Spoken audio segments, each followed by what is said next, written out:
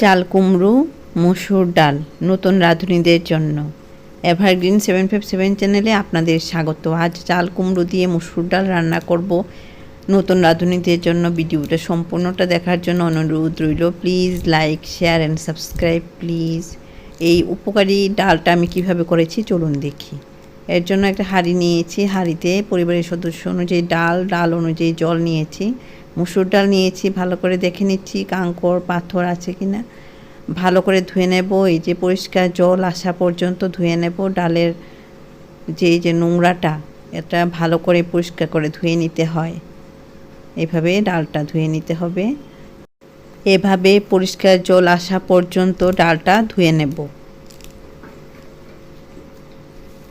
ডালটা ধুয়েছি, এই যে পরিষ্কার জল আসা পর্যন্ত মসুর ডালটা ধুয়ে হাঁড়িতে নিয়ে নিচ্ছি। সবগুলি ডাল এখানে দিয়ে দেব।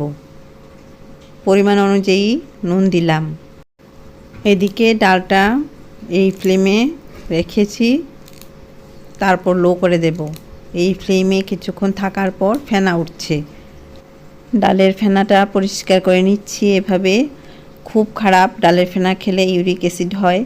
যতক্ষণ ফেনা থাকবে ততক্ষণই পরিষ্কার করে নিতে হবে ডালটা। এখন এই যে লো করে দিলাম, ডালটা সুন্দরভাবে আস্তে আস্তে সেদ্ধ হবে। মসুর ডাল সেদ্ধ হতে দেরি হয় না। এই যে এখন একটা কাঁটা দিয়ে ডালটা পালিশ করে নিচ্ছি। এরকম ডালের কাঁটা অনেক ধরনের আছে, কিনতে পাওয়া যায়, নতুন রাঁধুনিদের জন্য বলছি। এখন এই ডালটাতে হলুদ দেব। হলুদ দিয়ে আবার আরও একটু পালিশ করে নেব কাঁটা দিয়ে। এভাবে আবারও ডালের কাঁটা দিয়ে ডালটাকে পালিশ করে নিলাম। এই যে চাল কুমড়ো নিয়েছি, কচি চাল কুমড়ো খাওয়া কিন্তু খুবই উপকারী। চাল কুমড়োটার খোসা ছাড়িয়ে নিয়েছি। এভাবে ছোট ছোট টুকরো করেছি, কেটে ডালের মধ্যে দিয়ে দিলাম। চাল কুমড়োগুলি এখানে সেদ্ধ হবে। আস্তে আস্তে সবগুলি চাল কুমড়োই দিয়ে দিলাম। এখন এভাবে ঢাকা দিয়ে দিলাম। এই ফ্লেমে চাল কুমড়োটা ডালের সাথে মিশে সেদ্ধ হবে। এই যে ফ্লেমটা আস্তে লো করে দেব, এই যে লো করে দিয়েছি। এখন আস্তে আস্তে ডালটা সুন্দরভাবে চাল কুমড়োর সাথেও সেদ্ধ হবে। এরপর দেখে নিচ্ছি কিছুক্ষণ পর কীরকম সেদ্ধ হলো চাল কুমড়োটা। আরও সেদ্ধ হবে। এখন কাঁচা লঙ্কা দিয়ে দিচ্ছি, চেরা কাঁচা লঙ্কা ঝালের জন্য। চাল কুমড়োর ডালটা এরকম হয়েছে, আরও একটু জল দিতে হবে, কারণ চাল কুমড়োগুলি সেদ্ধ হওয়ার পর তো জলটা অনেকটাই কমে যাবে ডালটা। এখন আরও একটু ফুটন্ত জল দিলাম ডালের মধ্যে। ডালটা একটু পাতলাই হয়, দেখাবো এরকম। এই যে নুন দেখে নিচ্ছি, নুনটা লাগবে, জল দিয়েছি, এই পরিমাণে নুন দিলাম। হলুদও এই পরিমাণে। হলুদটা মিশিয়ে নেব। এরকম হয়েছে, বেশি পাতলাও না ঘনও না। কড়াইটা গরম করে কড়াইতে তেল দিয়েছি। তেলটা এভাবে মাখিয়ে নেব কড়াইতে।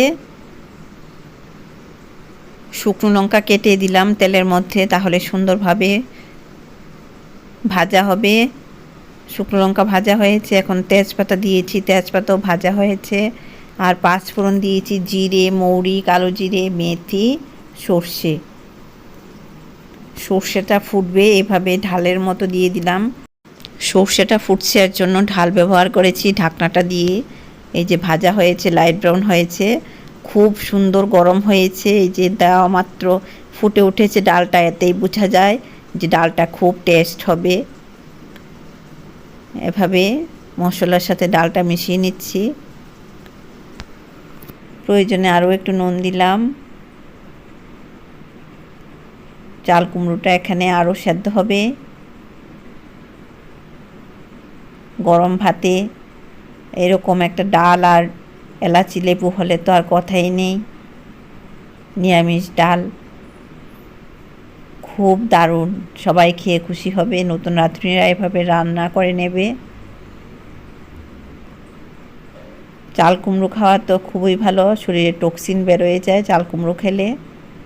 অল্প পরিমাণে চিনি দিচ্ছি, চাল কুমড়োতে তো একটু টক টক, এর জন্য চিনিটা দিলে ভালো লাগবে, এর জন্য চিনি দিয়েছি। চিনিটা মিশিয়ে নিচ্ছি।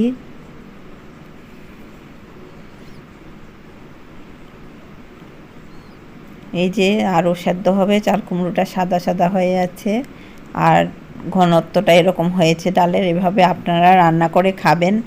ভালো থাকুন, সুস্থ থাকুন, ধন্যবাদ।